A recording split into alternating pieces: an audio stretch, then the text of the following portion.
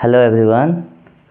सो इस set chapter में हमने लास्ट क्लास में देखा था सेट का डिफिनेशन, उसका नोटेशंस और कुछ एग्जांपल्स जो वेल डिफाइंड हैं और वेल डिफाइंड नहीं है। तो आज हम लोग उसी चैप्टर्स का नेक्स्ट जो टॉपिक है उसके बारे में डिस्कस करेंगे, representation of sets and types of sets. तो रिप्रेजेंटेशन सेट्स इसके बारे में भी हम लोग देखेंगे। सेट को रिप्रेजेंट करने के लिए हमारे पास दो तरीका होता है। एक्चुअली सेट के अंदर जो ऑब्जेक्ट है, जो एलिमेंट्स है, उसको हम लोग लिखते कैसे हैं, मैथमेटिकली उसको लिखते कैसे हैं या फिर उसको स्टेटमेंट में लिखते कैसे हैं, ये सारे चीज़ का प्रेजेंटेशन ही होता है रिप्रेजेंटेशन ऑफ सेट्स। तो इसमें दो तरीका है। पहला है, इसको बोलते हैं रोस्टर फॉर्म, और इसके और एक नाम से भी जानते हैं, ठीक है, टेबुलर फॉर्म भी बोलते हैं इसको, और भी एक नाम से जाना जाता है, इसको इन्यूमरेशन मेथड भी बोला जाता है। ठीक है, तो सबसे ज़्यादा पॉपुलर इसी नाम से हम लोग इसको जनरली हम लोग यूज करते हैं। ठीक है, और एक मेथड होता है, उसको हम लोग बोलते हैं सेट बिल्डर फॉर्म। अच्छा, इसको और नाम से भी जाना जाता है, इसको रूल मेथड भी कहते हैं, रूल मेथड। ठीक है, और एक नाम से इसको हम जानते हैं प्रॉपर्टी मेथड। ठीक है, तो यहाँ पर भी हम लोग इसी वर्ड को ज़्यादा यूज करेंगे, सेट बिल्डर फॉर्म को। ठीक है, तो वन बाय वन हम लोग देखते हैं कि किस तरह से होता है ये।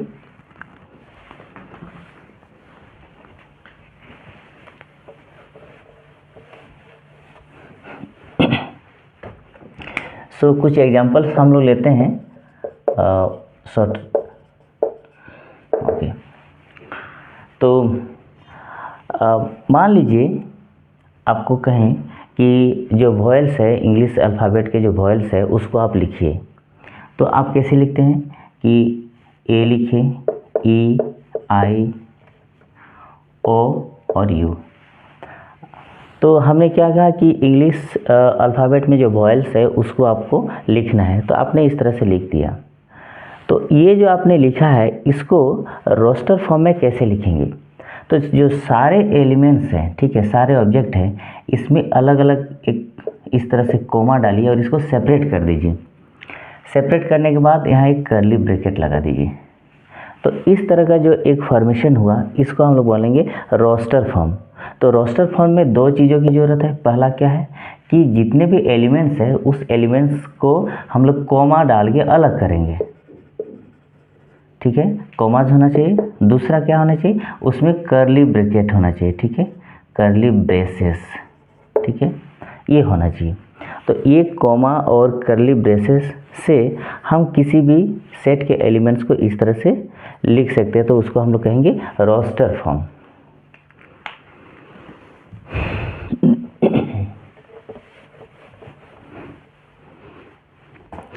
अच्छा, इसमें कुछ महत्वपूर्ण बातें हैं, उसको हम लोग थोड़ा सा फिर डिस्कस कर लेते हैं। मान लीजिए कोई एक सेट लिए हैं, ए एलिमेंट्स लिखे 1, 2 और 3 लिखे, ठीक है, और एक सेट ले लिए बी और 3, 1, 2 इस तरह से लिखिए, या फिर और एक सेट लेते हैं, ठीक है, 2, 1, 3 ऐसा लिख रहे हैं। तो आप यहाँ पर नोटिस करें कि यहाँ जो एलिमेंट्स हम लिखे हैं, एक तरह से देखें तो एक असेंडिंग ऑर्डर में इसको सजा के लिखे हैं। यहाँ पर कोई ऑर्डर फॉलो नहीं कर रहा है, यहाँ पर भी कोई ऑर्डर फॉलो नहीं कर रहा है। तो क्या ये सेट नहीं है या फिर क्या ये रोस्टर फॉर्म नहीं है? बिल्कुल है, ये रोस्टर फॉर्म में है, सेट भी है। तो सेट के अंदर जो भी एलिमेंट्स रहता है उसमें मेरा ऑर्डर का कोई प्रायोरिटी नहीं रहता है। ऑर्डर किसी भी ऑर्डर में हम उसको लिख सकते हैं। अगर इसके अंदर कहा जाए कि भाई इस सेट ए सेट में कितने एलिमेंट्स हैं, तो वही कहेंगे कि हम 1, 2, 3 है। इस सेट में कितने एलिमेंट्स हैं? नहीं, 1, 2, 3 यहाँ पर है। इस सेट में कितना है? 1, 2, 3 है। किस ऑर्डर में लिखा हुआ है इसका कोई इम्पोर्टेंस नहीं है, ऑर्डर का कोई मतलब नहीं है, ये बात। दूसरी बात क्या है, अगर मान लीजिए हम लिखें 1, 2, 2, 3, बी इक्वल टू लिखें 1, 3, 2, 1, ठीक है। C इक्वल टू मान लीजिए लिखिए 1 2 3। तो यहाँ पर देखिए रिपीट किए हैं, यहाँ पर भी 1 को हम रिपीट किए हैं, ठीक है, लेकिन यहाँ कोई रिपीटेशन नहीं है। तो जब सेट के अंदर में एलिमेंट्स को अगर हम रिपीट करते हैं तो क्या कोई फ़र्क पड़ता है सेट को? तो कोई फ़र्क नहीं पड़ता है। यानी हमारे डिफिनेशन में ही कहता है कि हमारे जितने भी एलिमेंट्स हैं वो मेरा क्या होना चाहिए? डिस्टिंक्ट होना चाहिए। तो यहाँ पर डिस्टिंक्ट एलिमेंट मतलब सब अलग अलग होना चाहिए। जैसे यहाँ 1 है तो यहाँ 2 है, 2 बार है तो उसको हम एक ही काउंट करेंगे कि एक यहाँ 2 ही है, उसके बाद 3। तो डिस्टिंक्ट एलिमेंट यानी इसका जो अगर हम कहें कि सेट के भीतर में क्या क्या एलिमेंट्स है तो यही कहेंगे कि 3 एलिमेंट्स हैं। रिपीट जो किया है उसको हम लोग काउंट नहीं करेंगे, उसको एक ही काउंट करेंगे, ठीक है। तो रिपीटेशन भी अगर हो रहा है सेट के अंदर में कोई एलिमेंट्स तो वो जो डिस्टिंक्ट एलिमेंट है उसी को हम लोग काउंट करेंगे।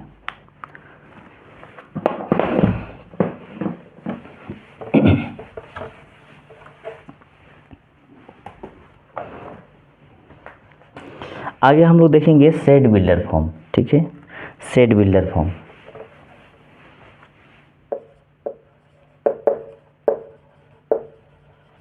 Set builder form. तो सेट बिल्डर फॉर्म को समझने के लिए हमको रोस्टर फॉर्म की ज़रूरत पड़ेगी। तो पहले हम एक रोस्टर फॉर्म में कोई हम लेट लिखते हैं। सपोज 1 2 3 4 5 6 इस तरह से कुछ हम एलिमेंट्स को हम लिख दिए। तो अब ये जो लिखे हैं, ठीक है, इसको हम और क्या लिख सकते हैं? इसको इस तरह से भी लिख सकते हैं कि भाई ये नेचुरल नंबर है और 6 से कम है, ठीक है। तो उसको लिखेंगे कैसे? x such that x is natural number less than 7, ऐसा लिख सकते हैं। या फिर इसको और ऐसा भी लिख सकते हैं, x such that x is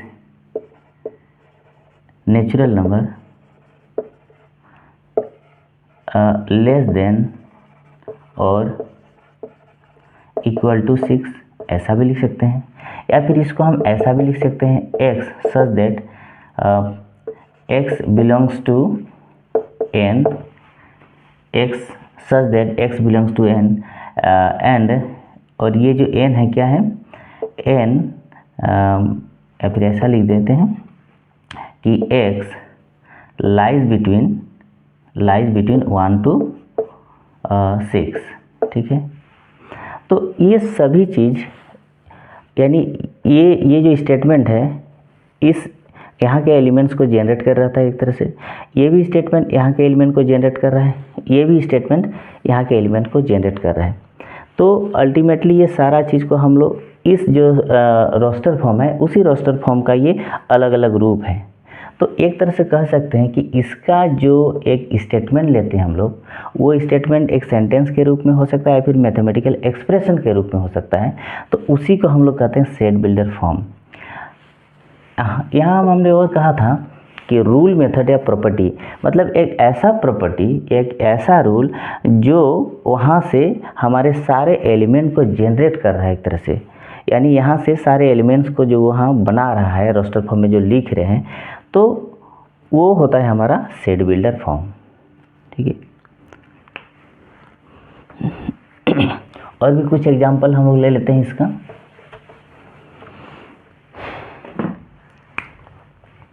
मान लीजिए और लेते हैं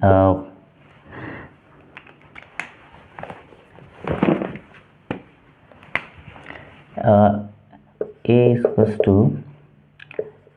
x belongs to, suppose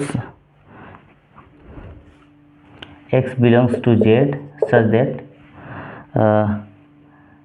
x is equal to, एक मिनट, कोई दूसरा एग्जांपल ले लेते हैं, ठीक है।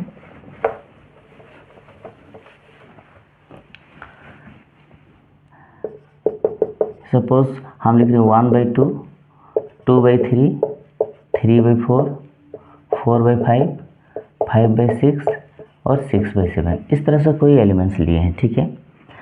अब इसको हमको सेट बिल्डर फॉर्म में हमको लिखना है। तो कैसे हमको सेट बिल्डर फॉर्म में लिखेंगे? तो अब देखिए इसमें क्या हो रहा है। यहाँ देखिए 2 3 4 5 है, 7 तक गया, यहाँ 1 से लेके 6 तक गया। तो आपको एक ऐसा प्रॉपर्टी यूज़ करना है, एक ऐसा मशीन बनाना है जो ये सारे एलिमेंट्स को आपको जनरेट करके दिखा दे।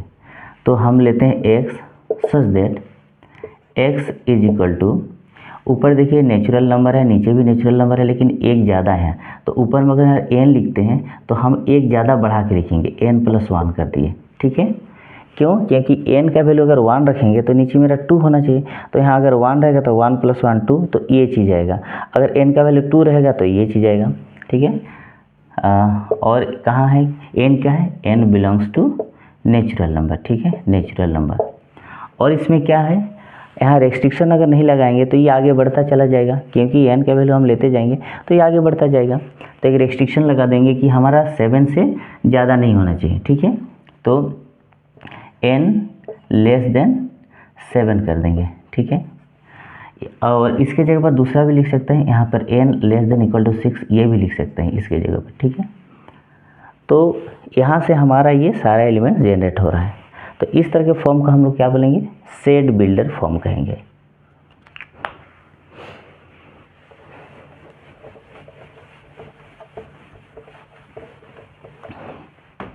तो इतना देर में आप समझ गए होंगे कि सेट बिल्डर फॉर्म में तो अंदर जो एलिमेंट्स है वहाँ पर दो चीज़ यूज कर रहे हैं, एक इस तरह से या फिर हम इस तरह से यूज कर सकते हैं, जिसको या तो कॉलन या फिर स्लेश, ठीक है। ये दोनों चीज़ का हम लोग का सेट बिल्डर फॉर्म में यूज होता है।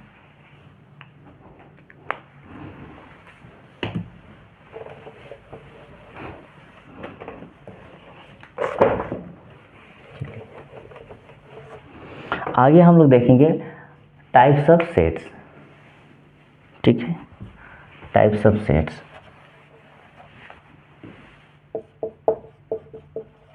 टाइप्स ऑफ सेट्स, तो टाइप्स ऑफ सेट्स में पहला हमारा आता है एम्प्टी सेट, या फिर इसको नल सेट के नाम से भी जानते हैं, नल सेट या फिर वॉइड सेट भी बोलते हैं इसको, इस तरह के नाम से भी जानते हैं। तो एम्प्टी सेट या नल सेट नाम से थोड़ा सा ये समझने के लिए काफ़ी है कि एक मान लीजिए कोई एक बैग है, ठीक है, और इस बैग के अंदर में कुछ भी भरा हुआ नहीं है, कोई एलिमेंट्स नहीं है, तो यानी खाली है, तो उस तरह के सेट को हम लोग कहते हैं एम्प्टी सेट। सेट तो है लेकिन उसके अंदर में कोई एलिमेंट्स नहीं है, इसलिए इसको हम लोग क्या बोल रहे हैं, एम्प्टी सेट कह रहे हैं। जैसे मान लीजिए एग्जाम्पल से इसको हम लोग समझते हैं, ठीक है। कोई एक एग्जाम्पल हम लोग लेते हैं। अच्छा, एग्जाम्पल से पहले एक चीज़ और है कि इसको डिनोट कैसे करते हैं, एम्प्टी सेट को क्या क्या चीज़ से हम लोग, इसका नोटेशन क्या है एम्प्टी सेट का, ठीक है। तो हम जनरली इसको हम 5 से डिनोट करते हैं, या फिर हमारा कर्ली ब्रैकेट, ठीक है, इस तरह से रहेगा। यहाँ कोई एलिमेंट लिखा हुआ नहीं होना चाहिए, 5 लिखेंगे या फिर कर्ली ब्रैकेट से उसको हम लोग डिनोट करेंगे। कुछ एग्जांपल्स लेते हैं हम लोग एम्प्टी सेट के।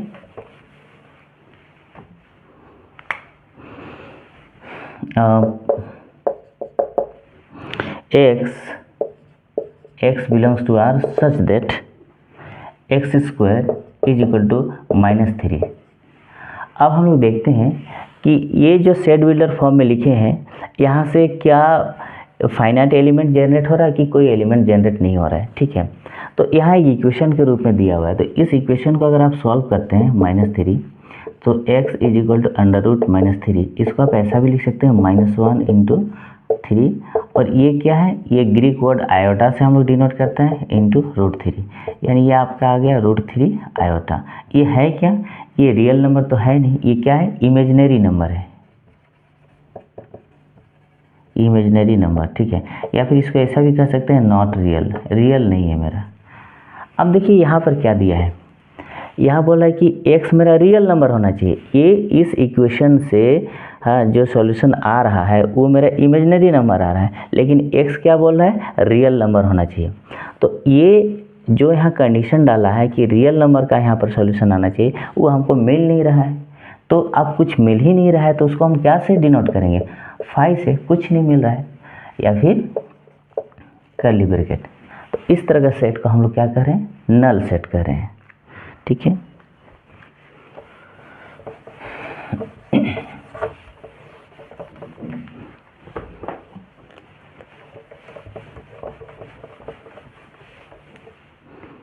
और एक एग्जांपल हम लोग लेते हैं इसका।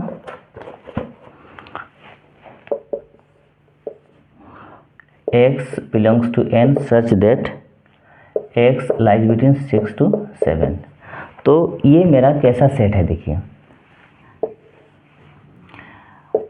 सपोज यहाँ पर हम लिख रहे हैं 1 लिख रहे हैं, 2 3 इधर -1 सॉरी 0 -1 4 5 6 7। ध्यान दीजिए x नेचुरल नंबर होना चाहिए और कहाँ होना चाहिए, 6 और 7 के बीच में होना चाहिए। यानी यहाँ पर देखिए 6 ये है, ठीक है, 7 ये है, इसके बीच में क्या कोई नेचुरल नंबर है? क्या हमको इस स्टेटमेंट के अकॉर्डिंग 6 और 7 में नेचुरल नंबर मिलेगा? बिल्कुल नहीं मिलेगा, कुछ भी नहीं मिलेगा। तो क्या से डिनोट करेंगे? 5 से।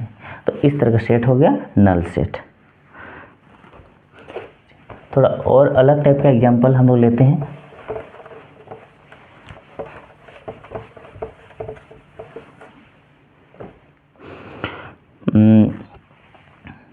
और एक एग्जांपल हम लोग लेते हैं,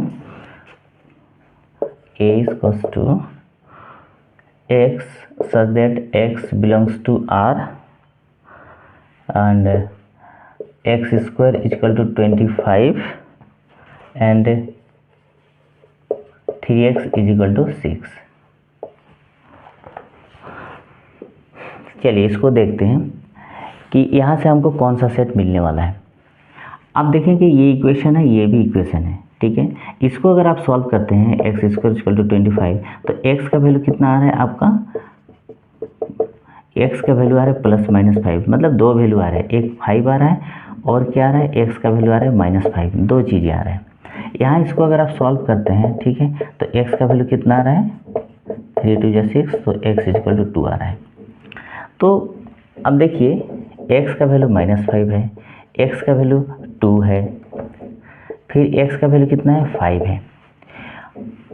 अब एक चीज़ देखिए, यहाँ x रियल नंबर, एक ही रियल नंबर में क्या ये तीनों चीज़ हो सकता है क्या? आप अगर x के जगह पर कोई नंबर ले रहे हैं, अगर आप कुछ समय के लिए ये भी सोच लें कि चलो x मेरा -5 है, ठीक है, x का वैल्यू -5, ठीक, तो आपने यहाँ क्या रखा? -5 बराबर -5, चलो ये सेटिस्फाई कर लिया। तो क्या है यहाँ पर सेटिस्फाई करेगा? -5 बराबर क्या 2 होगा? -5 बराबर 5 होगा क्या? बिल्कुल नहीं होगा। तो अगर हम कभी भी इस तरह से साइमल्टेनियसली अगर हम लेते हैं, दो या दो से अधिक इक्वेशंस को लेते हैं, तो x का अगर अलग अलग वैल्यू आएगा तो हमको उसको भी हम लोग क्या से डिनोट करेंगे? 5 से डिनोट करेंगे। मतलब यहाँ से हमको कुछ नहीं मिलने वाला। यानी ये जो हम लोग लिख रहे हैं ये बिल्कुल हमारा किसी सॉल्यूशन की ओर इंगित, भले हम इसको इंडिविजुअली सॉल्व करके x का वैल्यू पाए, यहाँ पर भी यहाँ हम x का वैल्यू पाए, लेकिन ये जो x है वो कहाँ है? रियल नंबर, किसी पार्टिकुलर वैल्यू के लिए बोल रहा है, डिफरेंट वैल्यू के लिए नहीं कर रहा है। यानी जो अगर यहाँ से भी अगर 2 आता, यहाँ पर भी सॉल्व करके 2 आता, तो हम कह सकते थे, ठीक है, कि ये अगर यहाँ पर ये रहता, अगर ये रहता कि x 2x इक्वल टू मान लीजिए 4 रहता, तो इसको अगर सॉल्व करते तो 2 आता। तो यहाँ देखिए यहाँ से भी 2 आ रहा है, यहाँ से भी 2 आ रहा है, ठीक है। तो x का कोई भी वैल्यू लेंगे तो ये दोनों को सेटिस्फाई कर रहा है। तो इस केस में ये 5 नहीं होता, ठीक है। यहाँ इसका जो सॉल्यूशन आ रहा है 2, तो एक एलिमेंट आता है इसका।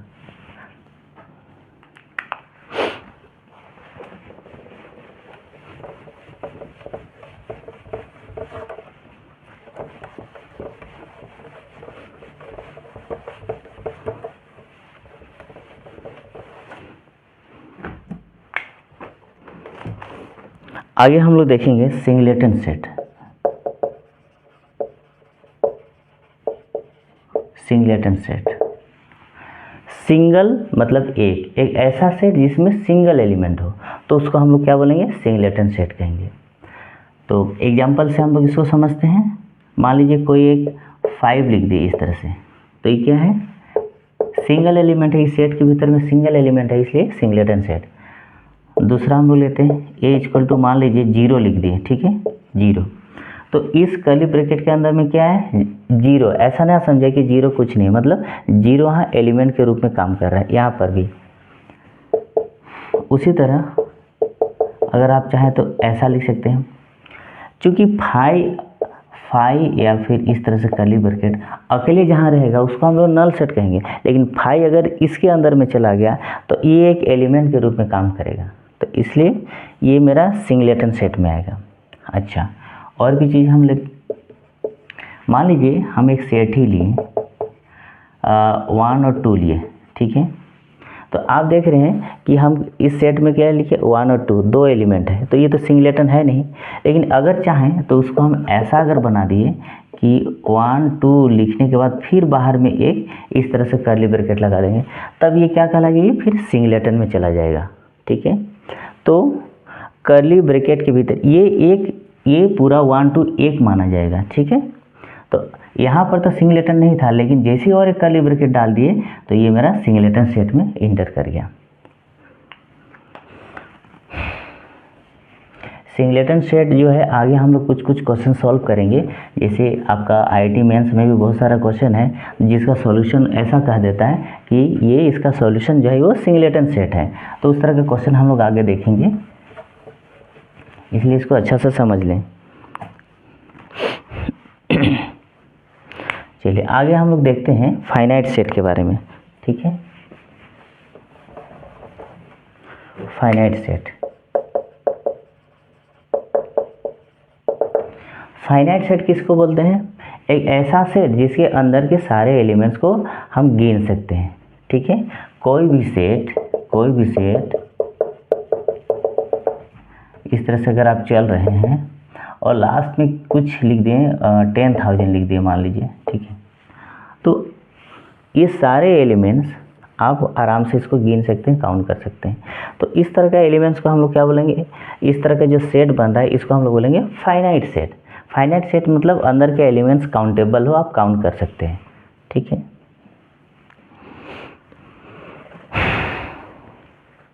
आगे देखेंगे हम लोग इनफाइनाइट सेट, ठीक है। इनफाइनाइट सेट, इनफाइनाइट सेट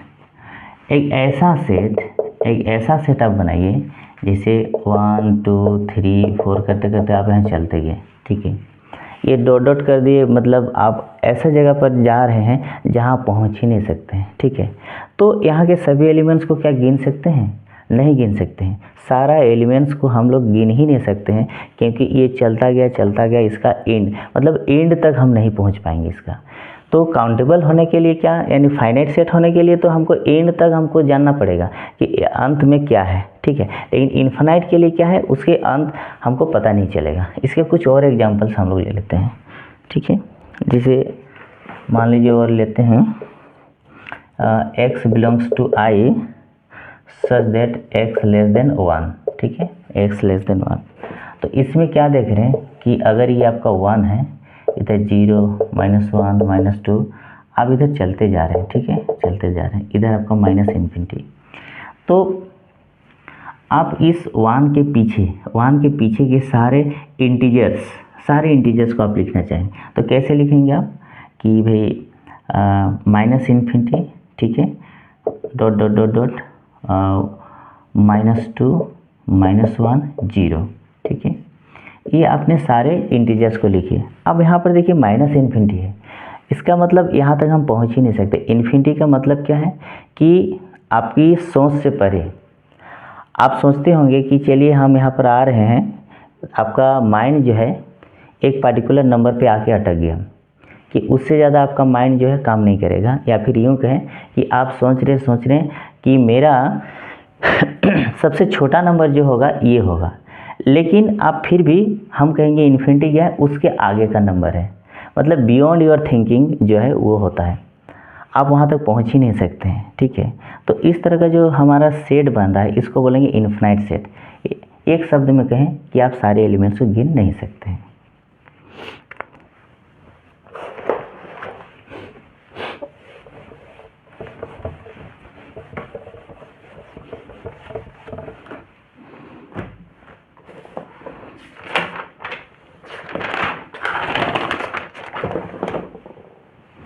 आइए उसके बाद देखते हैं हम लोग कार्डिनल नंबर, ठीक है।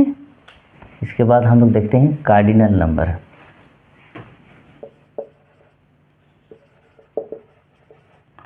Cardinal number. तो कार्डिनल नंबर जनरली हमारा फाइनाइट सेट पे हम लोग बात करते हैं। Cardinal number in finite set, finite set, ठीक है। फाइनाइट सेट ही क्यों? क्योंकि हमको अंदर के एलिमेंट्स को गिनना है। जैसे कोई एलिमेंट्स है ए बी सी डी, ठीक है। तो इसमें कितने एलिमेंट्स हैं? 4 एलिमेंट हैं, ठीक है। तो number of element in set is equal to 4। या फिर कहीं ऐसा भी अगर लिख देते हैं A B A C D, तो यहाँ देखिए ए हम 2 बार रिपीट किए हैं, तो फिर भी अगर हम बोलेंगे इसके अंदर कितने एलिमेंट्स हैं, कितने, तो 4 एलिमेंट है, 4 अलग अलग एलिमेंट है, डिस्टिंक्ट एलिमेंट। जो पहले भी कहा था मैंने कि रिपीट जो किया है उसको एक ही हम मानेंगे, ठीक है। तो कार्डिनल नंबर का मतलब है कि सेट के अंदर में जितने एलिमेंट्स हैं उसको बस गिन के लिख देंगे, ठीक है। इसको डिनोट करते हैं इस तरह से एन ए, कभी कभी ओ ए, इस तरह से भी हम लोग इसको डिनोट करते हैं।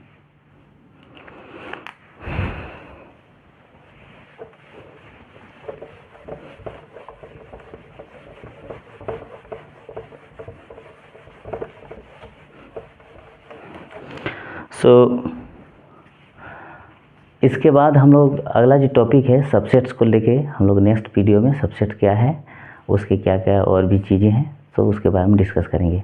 Thank you.